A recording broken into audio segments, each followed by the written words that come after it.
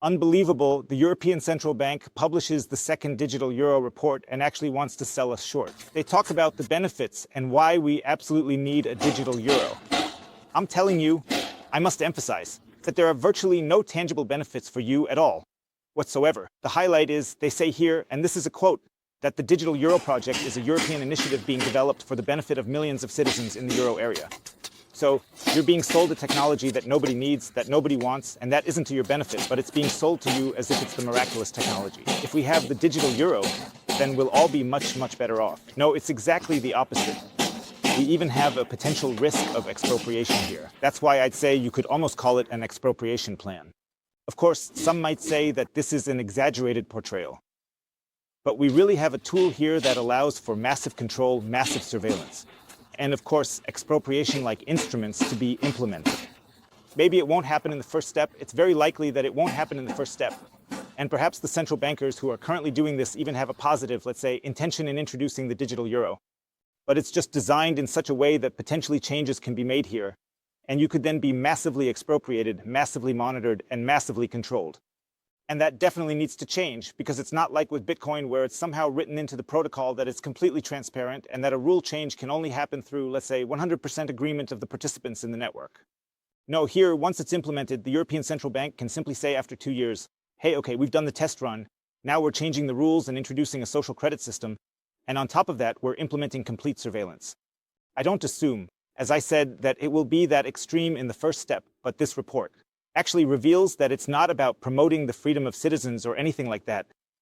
It's clearly about restricting freedom, and that also fits with the ECB's plan to keep taking shots at Bitcoin. That's why you could also say that the euro, or rather the digital euro or the planned CBDCs, could indeed be seen as a tool to keep the euro alive longer. On the other hand, you could also say it's a countermeasure against Bitcoin. As you notice, there's now a freedom tool. More and more people are swapping to Bitcoin, having found a liberating alternative. And maybe now they realize, okay, we need to step on the gas before Bitcoin adoption rises too much. We need to push through the digital euro. That's why you could even see the digital euro as an anti-Bitcoin campaign. But on the other hand, Bitcoin won't suffer from this. Rather, it could even benefit from it, because the more control, coercion, and surveillance are exerted by the Eurozone and the European Central Bank, the more people will be pushed toward Bitcoin. That means, basically, the bad product automatically drives people into the arms of Bitcoin. So you could actually say thank you, Central Bank, for making such a mess. Before we dive into this report, let's first see what the Central Bank has to say. They've put out a new post that clearly addresses this report. And here they talk about what they have already achieved in the past months. They say that since May 2024, we have assessed the needs of users for the design of the digital euro, made progress in selecting component providers for the digital euro, and further advanced the development of the regulatory framework for the digital euro. So those were the progress they've made. At first glance, it sounds very, very okay, relatively neutral, but if you read between the lines, then this sentence here is crucial. The needs of users for the design of the digital euro would be assessed here. And that's also the gaslighting, or let's say, the way you're basically being led astray. There have always been surveys like, okay, hey folks, we want all of you to participate in the digital euro, all of you to take part in the new banknotes that will be available in euros, which we want to design. You can all vote here. We want to hear all your opinions now. And Christine Lagarde emphasizes this quite strongly as well. She says, we want to see what the needs of the people are. What do people think? How can we help people here? Give them a tool that somehow empowers them or something like that. This means that it's implied here that they really listen to the users. And then apparently one could co-decide on the design of the digital euro. But that is clearly not the case, because if we look at the comments section, and I've said this so many times, even under this post, just scroll through the comment section, and you'll see only comments like, we don't want a digital euro, I don't see the point of the digital euro, just leave it, I didn't vote for you, why are you telling me what money I should use?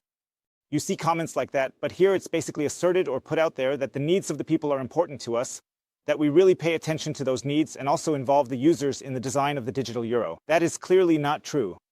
And you could see that when the new euro banknotes were designed, there was a voting option on the central bank's website where you could click, okay, what symbol should the 9 euro notes have? And in this way, they give you the impression that you have a say here, because you can choose whether a locomotive goes on the euro note or, I don't know, some superhero's head or Super Mario or whatever, who should be on the 2001 euro note. You could vote like that, and then you get the impression that, yeah, I really have a say and they're actually listening to me and so on. But that's basically gaslighting, because when it comes to the actual rule changes, I mean the really decisive rules, for example, The money supply is expanded. What are the interest rates? How is inflation developing? How much, let's say, new money comes into circulation each year and stuff like that. You can't influence those decisions at all. And those are the crucial factors. And you can then have a say in the unimportant things, like whether there's a locomotive or Olaf Scholz's head or whatever on the euro note. I mean, that's another example, because the euro note and the digital euro are two different things. You have to keep them separate.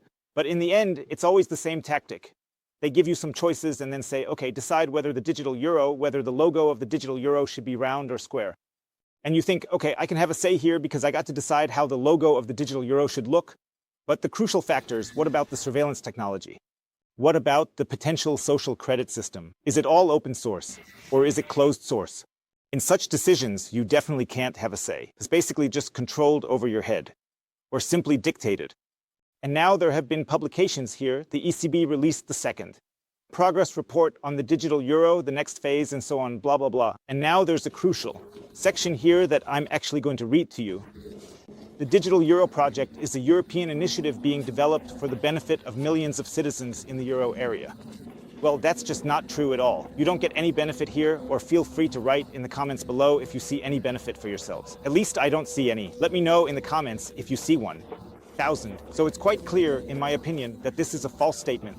You could even say it's a lie. Now let's move on. The involvement of external interest groups, from political decision makers and market participants to the general public, is a central priority. So it is clearly mentioned here that the general public has a say in the decision-making process. But what I see much more here is that it indeed specifically lists not just the general population, but also political decision makers. And I think that political decision makers have more influence on the European Central Bank than the general public does. On the other hand, it doesn't make sense. The central bank is supposed to be independent from politics, and now central political decision makers are being listened to. So what does Scholz have to say? What does any other politician, like Annalena Baerbock, have to say? What do they think about it? Or others, maybe Macron, other people in the Eurozone. What do they think about the digital euro? Such people are indeed listened to. And I could bet that their voices, like what Macron or von der Leyen has to say, are much more important than what the general public. The average Joe thinks about the digital euro. In the end, it's ultimately just another instrument for the elite to further build their power structure and influence, not what they're selling to the people about the general public being heard or anything like that. How does that sound, being heard? The ECB, it continues, commits to working closely with all stakeholders and regularly informing about the project's development to involve all citizens in the Eurozone. That's the next trick. This gives you the illusion that you're part of the process, that you have a say, that you're always kept up to date in various ways. And then it says here that the ECB Council will only decide on a possible introduction of a digital euro once the corresponding legislation is passed. So that's somewhat positive, as it seems it's not final yet, but other sources say it is already final that the digital euro is coming. So if you ask me, it's already a done deal. It's just about the execution now. They're also looking at how far they can go. Here, of course, they're also testing what citizens are willing to accept. They publish reports, then see what the feedback is, what people say about it. If people say, okay, that's cool, there's no resistance. If there's no resistance, then they can move forward, and they can incorporate even more extreme control tools. If there's strong resistance, then they'll probably scale back a bit and initially introduce something like a digital euro light or something like that, 2021. And what you always have to mention here is that a digital euro doesn't mean we have a decentralized blockchain like with Bitcoin or anything like that. It means we still have inflationary money here. This means the digital euro is just as poor a store of value as the current euro. Nothing changes at all. The only thing that changes is that you'll be even better controlled and monitored. I actually found something amazing here, specifically a post from American HODL. He says here that my personal CAGR, or compound annual growth rate, the average growth rate per year with Bitcoin over the last 10 years was 83.33. That means over the last 10 years, he gained that much purchasing power. And now he simply made the case that if he invested $110 years ago, it would now be $428.88. No, not euros, but dollars, so $428. And now he indeed compares this with the S&P 500, which has a CAGR, or compound annual growth rate, of 13.10. That means if he had invested $1 10 years ago, he would now have $3.42. Here you can already see the difference between almost $430 and $3.40. That is the difference between the S&P 500 and Bitcoin, which has shown over a 10-year period. And if we compare the dollar here, or for that matter the euro, then we didn't turn €1 into something like $3 as with the S&P 500, but instead we incurred a massive loss. I don't have an exact calculation or anything, but that €1 would turn into, I don't know, maybe 20 cents or something like 30 cents, I'm not sure. Maybe 50 cents at most, but definitely not more, rather definitely less. And that's the difference that one needs to understand here between Bitcoin and the digital euro.